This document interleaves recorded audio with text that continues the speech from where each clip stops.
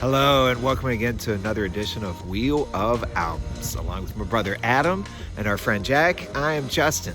What we do here on Wheel of Albums is we spin a wheel of the 1001 albums you must hear before you die. And then the three of us take a listen to that album a little bit more in depth for the week. And then we get together at the end of the week and we discuss what we liked about that album, what we didn't. And this week, my brother Adam spun Tupac and Me Against the World. So I got to spin the wheel for this week's album, and I spun it with great hope.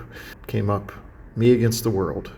I thought, is that Tupac? Man, I stink at spinning the wheel. So I do know a few Tupac singles, but I've never listened to a Tupac album before. Tupac, Me Against the World, comes up on the wheel of names, and I start thinking, is 54 years old too late in life to take my first deep dive into Tupac Shakur? How much mid-90s rap is in my collection?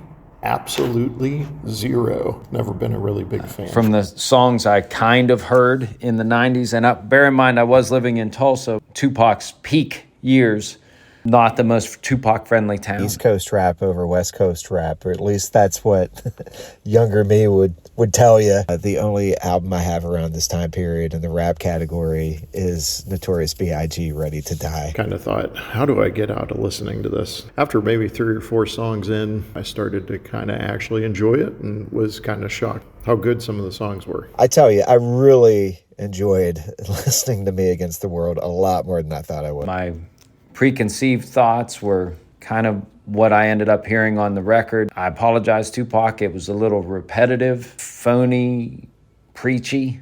Of course, I'm only looking back at it 30 years down the road. 2 things I took right off the bat from this was, 1, this isn't really an album full of party anthems at all. And number 2, the reality 30 years later, looking back at this, sadly, is nobody talked their death into existence as much as Tupac did. But what it creates is some of the best songs on the album. Stuff like If I Die Tonight, Me Against the World, Lord Knows, Death Around the Corner. Those are all bangers. I came out of it going, boy, Tupac is way smoother than I thought he was. I was kind of thinking it was going to be more like hardcore rap. By the end of it, it was kind of like, is he like the Marvin Gaye of the 90s? And that's a huge compliment to Tupac, I think. Him and Kurt Cobain, 2 90s icons, and I get why now. Overall, would say he's compared to nobody, and he's kind of an original.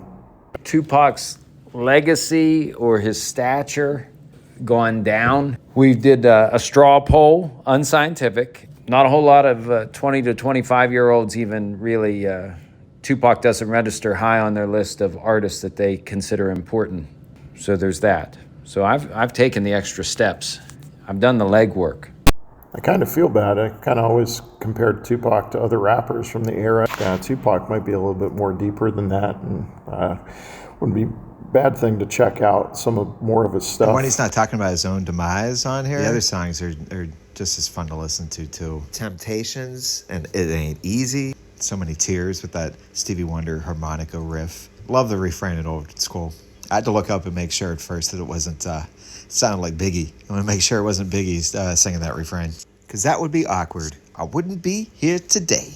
I didn't picture Tupac going home, locking himself in his den, working on lyrics. That was probably the whole point of Old School, was to just sound as loose as they could and spur the moment as they could.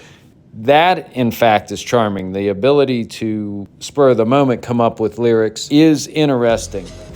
All right, so if we take a look at our final ratings, this is all songs based on a rating of 1 to 10.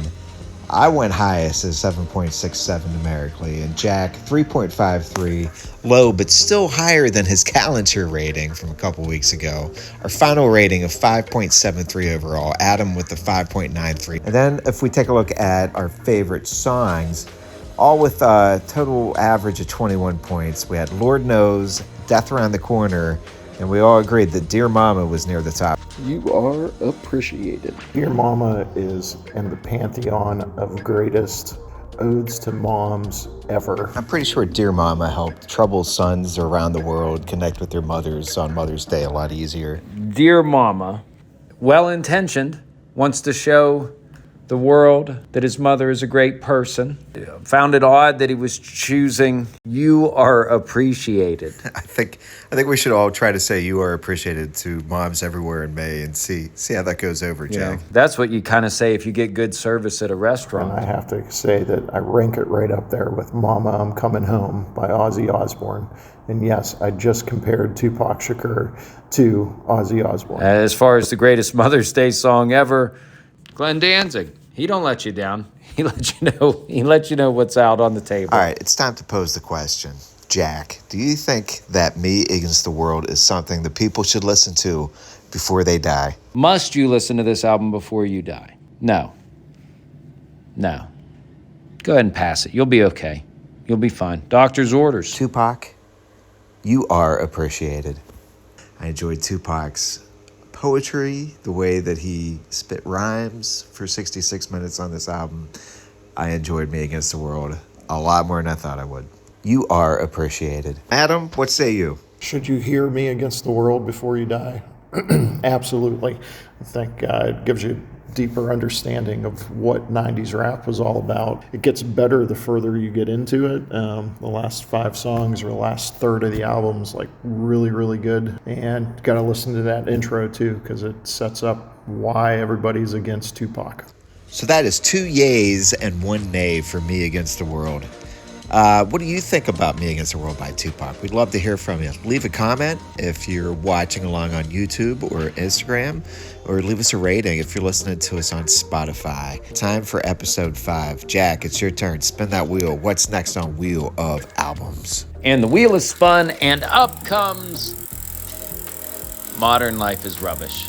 I have no idea what that is, if it's an album or just a commentary on the current state of affairs. Well, it definitely could be a commentary on the current state of affairs, but it's also the 1993 sophomore release from British band Blur. Modern Life is Rubbish will be our 5th album. And until next time, for Adam, You are appreciated. and Jack, You are appreciated. this is Justin. You are appreciated. See you next time on Wheel of Albums.